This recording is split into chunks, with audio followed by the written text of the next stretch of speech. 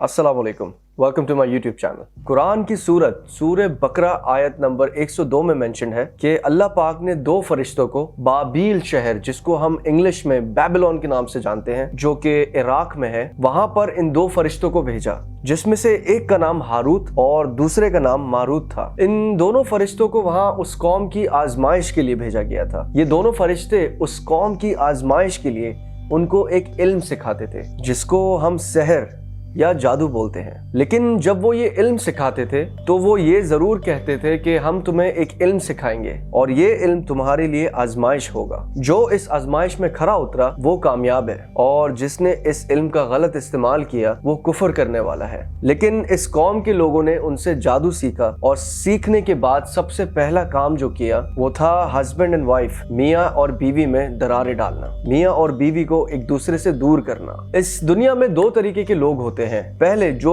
कहते हैं कि इस दुनिया में जादू जैसी कोई चीज एग्जिस्ट नहीं करती और ये सब इंसान के नफ्सियाती मसले होते हैं, और दूसरे जो इस चीज को समझते हैं और मानते हैं कि हाँ वाकई जादू होता है और ये काफी तरीकों से किया या करवाया जा सकता है। अगर पर्सनली मैं अपनी बात करूं तो हाँ, मैं इसकी एग्जिस्टेंस पे बिलीव करता हूं। मैंने खुद भी काफी केसेस देखे हैं जिनमें बहुत ही खतरनाक जादू का इस्तेमाल किया गया था, और जिन पे ये हुआ था उनकी हालत बताने लायक नहीं है। और अगर आप मुसलमान हैं तो आपको भी सहर या जादू पे बिलीव होना चाहिए, क्योंकि ये हमारे आखिरी नबी प्रॉफेट मोहम्मद सल्लल्लाहु अलैहि वसल्लम पे भी हुआ था। इस्लाम में वाज़ेह तौर पे बताया गया है कि जादू करने वाला और जादू करवाने वाला दोनों ही इस्लाम के दायरे से बाहर है। फिर भी कुछ लोग इसकी प्रैक्टिसेस में आज भी बड़े फख्र से लगे हुए हैं और अपने आप को हर परेशानी का हल करने वाला कहलवाते हैं। मगर अफसोस की बात तो ये है कि लोग भी इनके पास भागे भागे जाते हैं और अपने हर तरीके के कामों को पैसे देकर इनसे करवाते हैं। यहाँ मैं एक बात आपको बता दूं कि काला जादू हमेशा बुराई, बुरे काम या मकसद के तहत किया जाता है। इसको शैतानी ताकतों की मदद से किया जाता है और इसको सिर्फ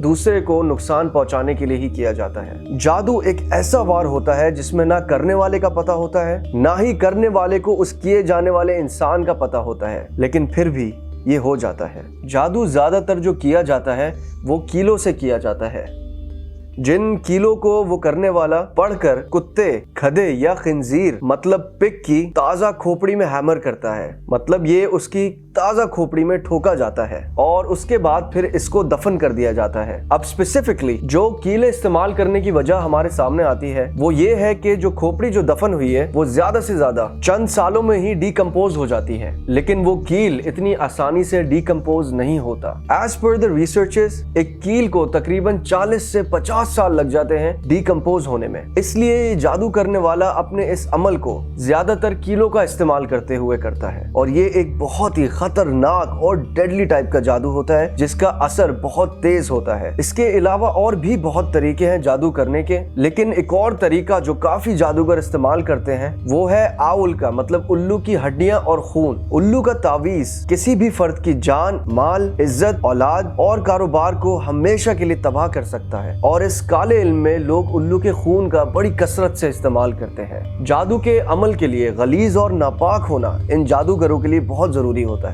ये लोग इल्म सीखते हुए 41 दिन तक, मतलब 41 डेज तक कब्रिस्तानों में चिल्ले भी काटते हैं, जिसमें इनको हर दिन शराब पीनी होती है, और साथ साथ कब्रों में जो डेड बॉडीज होती हैं उनसे गंदे तरीके से फिजिकल कांटेक्ट भी करना होता है। आगे की स्टेजेस में उस चिल्ला काटने वाले जादूगर को अपना शिट भी खाना पड़ता है और साथ साथ अपना यूरिन भी पीना पड़ता है। जादू सीखने की पहली शर्त कुरान पाक की बेहुरमती और कुछ ऐसी हरकतें जिनसे कोई भी इंसान बिल्कुल इस्लाम के दायरे से बाहर हो जाता है। वो जो हरकतें हैं उनमें से पहली शराइत ये होती है कि कुरान पाक के किसी सफ़े को, किसी पेज को नाउजुबिल्लाह अस्तगफिरुल्लाह पाँव के नीचे दबाकर वजीफा किया जाता है। इसके लिए गंदी तरीन जगह का इस्तेमाल किया जाता है, जैसे कि बाथरूम या कोई भी XYZ नापाक जगह। औरतों के हेज वाले खून से और जिन कपड़ों पे ये खून लगा हुआ होता है उन पर मुकद्दस अल्फाज अल्फाज उलट कर लिखे जाते हैं और इसी दौरान ये सब चिल्ले भी काटे जाते हैं, जिसका मैंने प्रीवियसली मेंशन किया था। ये सब जो हरकतें हैं ये सब काले जादू के आलिम बनने का स्टार्ट होता है। अब आप लोग खुद सोचें कि स्टार्ट अगर ऐसा है तो इसका एंड और एक्सट्रीम कैसा होगा। अब काफी लोग इस चीज पे भी कंसर्न्ड हैं कि काला जादू होने की अलामत किसी इंसान पर क्या होती है, मतलब कैसे पहचाना जाए कि किसी इंसान पे काला जादू किया गया है। आए ऐसी कुछ निशानियां और अलामात आप लोग को बताएं जिनसे ये वाज़ेह होता है कि किसी इंसान पर काला जादू या काला इल्म किया गया है। कुछ अलामतें ये हैं कि अगर किसी इंसान के ख्वाब में बार बार गलाजत आ रही है और वो इंसान बार बार अपने आप को बाथरूम में देख रहा है, सर में मुस्तकिल दर्द रहना, पूरे जिस्म मतलब पूरी बॉडी में दर्द रहना, ये दर्द हल्का या बहुत शदीद भी हो सकता है, कमर और गुर्दों में दर्द रहना, जिस्म में आग महसूस होना यानी जिस्म का जलना, उसमें तपिश पैदा होना, पूरा जिस्म गर्म रहना और नाक से गर्म हवाएं निकलना, आंखें जलना और लाल रहना, बार बार बाथरूम जाना, दिल तेज तेज धड़कना मतलब दिल की धड़कन का बगैर किसी वजह के तेज हो जाना, चिड़चिड़ा हो जाना यानी मिजाज में रूखापन, गुस्से वगैरह का आ जाना, फेस पर दाने निकलना और चेहरे की खूबसूरती में कमी आना, दिमाग का ठीक काम नहीं करना मतलब किसी चीज को